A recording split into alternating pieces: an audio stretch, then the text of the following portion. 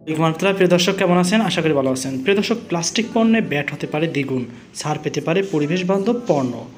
প্রিয় দর্শক, অন্তর্বর্তীকালীন সরকার প্লাস্টিক পণ্য ব্যবহার নিরুৎসাহিত করতে টেবিলওয়্যার ও রান্নাঘরের জিনিসপত্রের উপর মূল্য সংযোজন কর ব্যাট দ্বিগুণ করে 15% করতে পারে। এদিকে পরিবেশ বান্ধব বিকল্প যেমন পোড়ামাটির প্লেট, গাছের উপকরণ ও পচনশীল উপাদানের উপর 15% ব্যাট মৌকুব করা হতে পারে বলে জানিয়েছে সংশ্লিষ্ট সূত্র। নাম প্রকাশ না করার শর্তে অর্থ মন্ত্রণালয়ের এক কর্মকর্তা জানিয়েছেন, পরিবেশ বান্ধব শিল্প উদ্যোগ পাশাপাশি ক্ষুদ্র ও মাঝারি উদ্যোক্তাদের সহায়তার জন্য এছাড়াও পরিবেশ বান্ধব যেমন সুপারি, শাল, শিয়ালি ও পলাশ পাতা উৎপাদনের ব্যবহৃত কাঁচামালের জন্য হারমোনাইজড সিস্টেম কোড ব্যবহারের পরিকল্পনা আছে সরকারের।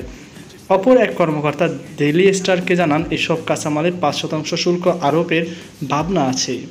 তিনি আরও বলেন, ডেডিকেটেড এইচএস কোড না থাকায় বর্তমান প্লাস্টিক পণ্যের পাশাপাশি এগুলোর শ্রেণীবদ্ধ করা হয় বলে 25 থেকে 45% পর্যন্ত শুল্ক দিতে হয়। আগামী 2025 থেকে 26 অর্থবছরে বাজেট পেশ করার সময় অর্থ উপদেষ্টা ডক্টর সালেহ উদ্দিন আহমেদ এসব প্রস্তাব দেবেন বলে ধারণা করা হচ্ছে। প্লাস্টিক পণ্য সারা বিশ্বে পরিবেশ নষ্ট হচ্ছে, বাংলাদেশে দূষণের মাত্রা আরও ভয়াবহ। তাই পরিবেশ নষ্ট করা একবারে ব্যবহারযোগ্য প্লাস্টিক পণ্যের ব্যবহার কমাতে পরিবেশ বান্ধব বিকল্প পণ্য উৎপাদন উৎসাহিত করা প্রয়োজন বলে মনে করেন তিনি।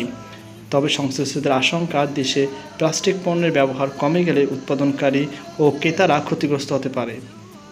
এমন সিদ্ধান্তের ফলে এই শিল্প মারাত্মক ক্ষতিগ্রস্ত হবে। উল্লেখ করে বাংলাদেশ প্লাস্টিক পণ্য প্রস্তুতকারক ও রপ্তানিকারক সমিতির সভাপতি শামীম আহমেদ ডেইলি স্টারকে বলেন, সাধারণত কম আয়ের মানুষ প্লাস্টিক পণ্য বেশি ব্যবহার করে থাকেন। ব্যাট বাড়িয়ে দিলে পণ্যের দাম বাড়বে ও বিক্রি কমবে। ক্ষুদ্র ব্যবসায়ী, ফুটপাতের বিক্রেতাদের জীবন ও জীবিকার উপর প্রভাব পড়বে। তো প্রিয় দর্শক, আশা করি আপনারা বুঝতে পেরেছেন। তো এই ছিল আমার সর্বশেষ আপডেট। সবাই আপনার সাথে আল্লাহ হাফেজ।